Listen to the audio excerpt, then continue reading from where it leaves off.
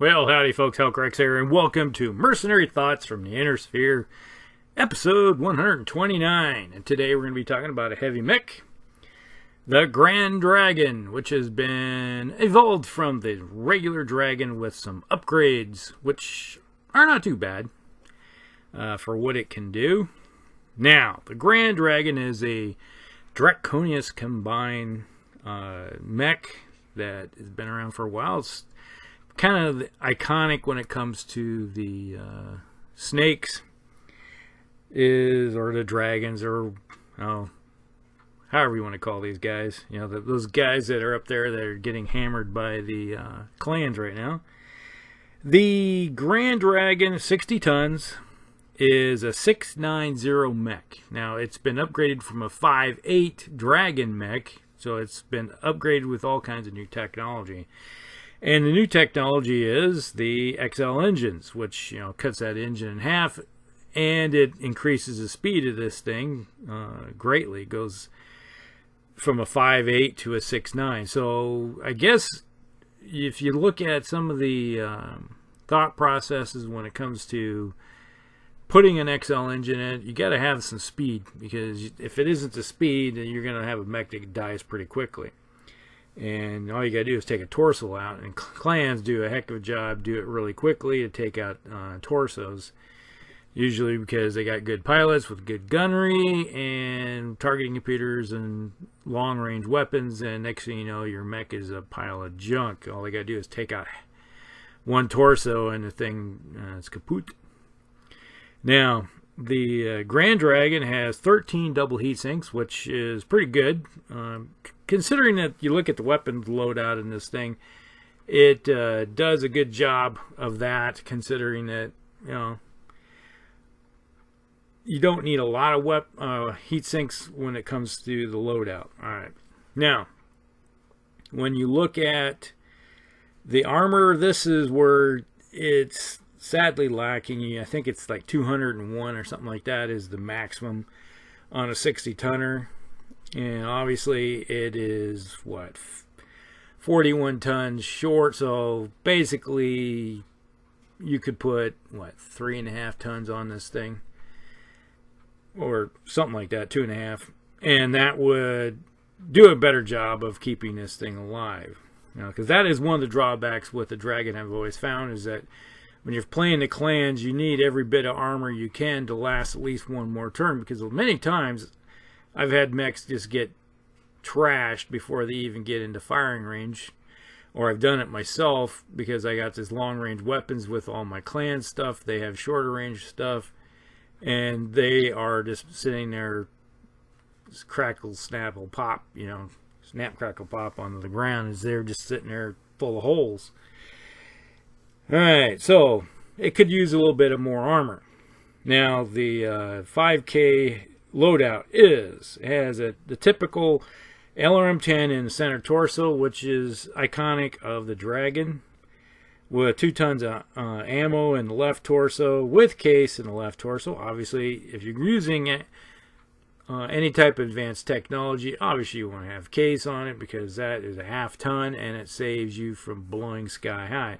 Yeah, the pilot may take 2 hits, but the entire mech may not disappear, because typically, from many years of experience, you hit anybody in the ammo bay, even if they fired a few rounds or half their loadout out of that ammo slot, typically is enough to turn around and just totally obliterate the mech completely. Go from one side to the other and there's nothing left. Now, this is where I really like. It carries around an ERPPC in the right arm and 3 medium lasers. We've got one in the left arm, and then 2 medium lasers in the left and right torso facing to the rear. Now, this is where I have a bone of contention a lot of times, is I'm not a big fan of having rearward-facing weapons. Okay, there have been times where, yes, let's say that PPC that you're carrying around in your arm, it gets blown off, and the other arm's blown off. Then you got all your weapons facing to the rear. I suppose if you want to go the full-on retreat turn around and just run for the hills, yeah, you got something firing to the rear as you're showing your backside. But I have a tendency to prefer to have my weapons facing forward, and I can torso twist to get stuff into the arc that they need to be in. Now, when you look at the heat, it's page 26. Okay, let's say this mech runs, which why not run? Because you're 6'9", you can get into places pretty quickly, and those modifiers might be the thing that's going to keep this thing from being cored out by getting its torso taken out due to having XL engines. So if you fire the PPC and the LRM-10, you got plenty. You get 24 to play with if you're running. PPC is 15 plus the LRM. You're good. You have plenty of space not to worry about heat. Heck, you could even take an engine hit and still not really worry about heat. Now, if you had those 3 medium lasers all facing to the forward and you fire your PPC, because there's no minimum ranges with the ER PPC, which is great, so you could get right into their face. It's a within 3, and you not have to worry about that PPC's minimum ranges. And if you had those 3 facing forward, that's 9, 15, 24, you could run and not heat up. Wonderful. I like that. So that would be one of the field modifications I would do if I had this mech. It's like, oh, they're facing forward. I prefer to have, as a pilot, be able to put as much firepower downrange as possible. Now, if some people could argue, it's like, yeah, I got that mech and I get right inside everybody. I'm facing somebody here. I can fire this PPC forward, and I got the medium laser forward on this target, and then if somebody's behind me, I can fire that way. So you get into the grand scrum. It's a little bit of rugby talk there. Yeah, okay, but a lot of times, there's been many times where you don't have anybody behind you, and you're just sitting there with weapon systems that are like twiddling their thumbs, waiting for that great moment where they can be used. And then it's a secondary target, so you're adding more modifiers onto it, okay? So there is that problem. Now, there is a few variants we can talk about here. We got the C version, which is, let me pull it up here real quick. The C version is a 6'9", has basically the same mech, has the LRM-10, the PPC, it has medium laser in the left arm facing forward, and it has a medium laser facing to the rear in the left torso.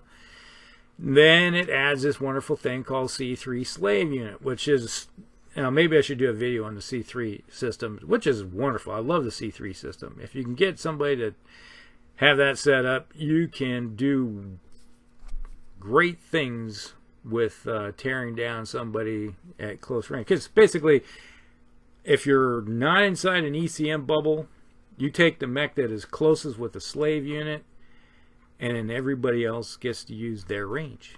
All right, if you're in range, that's the big thing. So it basically, let's say this mech right here, this dragon, can get in close, and then just everybody say, oh heck, all of our LRMs, our PPCs, our AC-10s and stuff like that are shooting at really close range. All right, so that is a wonderful thing. It's the things I like to think about. Okay, let's say then there's another version. I think that's the K. Let me check here. I think nope, that's the 5K. There's one here that has the maybe it says here, the Luthian Armor Works K platform we've already talked about. And then there's another one that has the Slave Master in it in the Grand Dragon. So it's modified, replacing the LRM rack with a more versatile MML5 launcher, swapped out with the PPC for a snub nose PPC. And then you have the C3 Master in the torso. Yeah, that's the KC Command. Okay, that's what it is. That's where it's like you need somebody to be the command and control carrying the master unit, which takes 5 tons. and that's what able to link up with the rest of the land. So you're giving up 5 tons of space and equipment. So yeah, it's like it dumps the LRM-10 in favor of the master unit. Okay, so you know they're losing 10 points of damage possible downrange, but you also have you know, you can throw a medium laser in there, and you got the, and it also, this one also carries ferrofibrous armor on it, because another 1.5 tons of plate. Yeah, this one adds on a bunch more armor, which helps it out. And then you're able to link in with everybody else that has a slave unit. It's like giving up a medium laser or a heat sink or something of that nature. And you're able to turn around and get your weapon systems even closer. So that's a good field modification, or it's a factory modification. And let's see, I think it's there's one here, maybe it's the H. Looking here, ERPPC, we got 3 medium lasers in the right and left torso facing forward, LRM-10, C3 slave, 12 double heat sinks. Doesn't have as many heat sinks, but it's a 5.8. So it's basically taking that one. You took the and it's got ferrofibers on it. So you took the standard Dragon mech that was from the 39 book, and then you just glommed on some advanced technology like double heat sinks, ERPPC, and a slave unit, and then you added more armor to it. So it's a pretty decent mech right there that seems to work out pretty decently. Let's see, we got another one here. Let's see, that's the G. There's 5.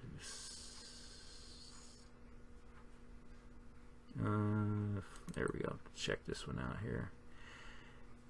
Okay, that's the one with the MRM. That's an ERPPC, medium laser, slave, and the MRM. Okay, so that one there is a also carries mask. Okay, so it's got 14 double heat sinks, a 6.9, 12 XL engines, has ferrofibrous armor, Indo steel. Oh, it's got 197 points of armor. So this is the H version? Yeah, 7. Okay. And then it has the MRM-10 with 4 tons of armor. Oh, 2 tons of armor. So yeah, you got a little bit of modification there. So that one is a really advanced. That's a 3060 version. So there's many different ones.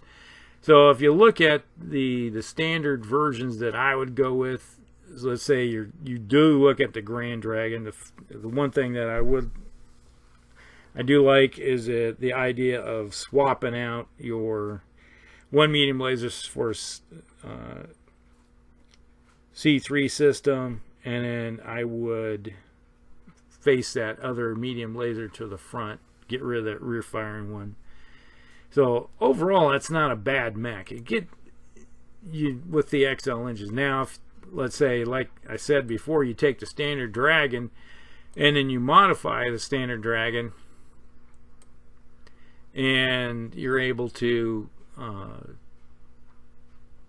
put a few different weapon systems on it. Let me see if I can find the Dragon here. I think it's the N. Probably helps if you look at the right book. Dragon. Yep, that's the N. Okay, the standard Dragon has the AC-5, the LRM-10, and then the 2 medium lasers. So if you take that one and then you up it to say 3050, level 2 technology, give it double heat sinks, jump in here and give it ferrofibrous armor, and right there suddenly you're up to 179. Change the autocannon out, flip that to an ERPPC, replace it. That gives you a little bit more tonnage to play with. So let's go to other. We'll add a C3 slave unit and that, and we can have another medium laser. So we add another medium laser. Okay, so now you got a, you can take the standard 39 mech, which is the 1N, the Dragon 1N, add on ferrofibrous armor on it, because obviously the thing needs more armor to begin with. You can put on, change out that AC5, obviously with an ERPPC. You have the LRM-10, and then you have 3 medium lasers all facing forward with a C3 slave. Alright, and you got 10 double heat sinks. So you're able to handle, you know, circumstances a little bit better. You got a little bit more armor on this thing, and you don't have the XL engines, but you're only a 5.8 mover, so you're a little slower. So it's like a field modification that can be done with any type of upgrade package when it comes to taking the 39 mechs that are, you already have, let's say, in your arsenal, your lineup of your company, or however it may be. And it's like, oh, we got these field packages that come in, so oh, put new ferrofibrous on, so we get increased the amount of armor this thing can carry, and then we got this new fangle dangle C3 system. We can just put it in the cockpit, and oh, we got some room to just throw another medium laser on it. So there you go. It's similar to the 5K, but you don't have the XLs. All right. So that's a mech that can probably last a little bit longer on the battlefield. Heck, you got 24 slots open on this thing. You know, even a factory modification, you could put Indo steel on this thing to begin with, and then maybe throw on some even more cooler type stuff. Who knows?